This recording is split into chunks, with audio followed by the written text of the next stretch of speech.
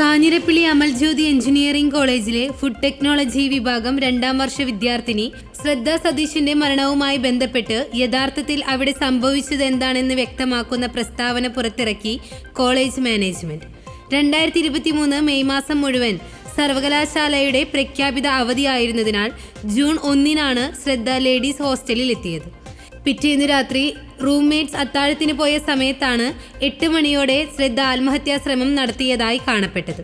ഉടൻ തന്നെ ഏറ്റവും അടുത്തുള്ള മേരി ക്യൂൻസ് ആശുപത്രിയിൽ എത്തിക്കുകയും വിവരം പോലീസിനെയും രക്ഷകർത്താക്കളെയും അറിയിക്കുകയും ചെയ്തു. ഏറ്റവും സുതാര്യതയോടെയായിരുന്നു ആദ്യന്തം കാര്യങ്ങളെല്ലാം ചെയ്തത്.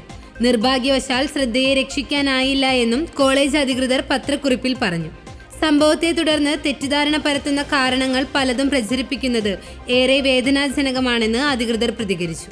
ശ്രദ്ധയുടെ മൊബൈൽ, ലാപ്ടോപ്പ് എന്നിവ പോലീസിന് കൈമാറിയിട്ടുണ്ട്. അന്വേഷണം പൂർത്തിയാകും വരെ അനാവശ്യവും അസത്യപൂർണവുമായ ആരോപണങ്ങളിലൂടെ ഏറെ വേദനിക്കുന്ന അധ്യാപകരെയും ഹോസ്റ്റൽ അധികൃതരെയും സഹപാഠികളെയും പ്രതിക്കൂട്ടിൽ നിർത്തരുത്.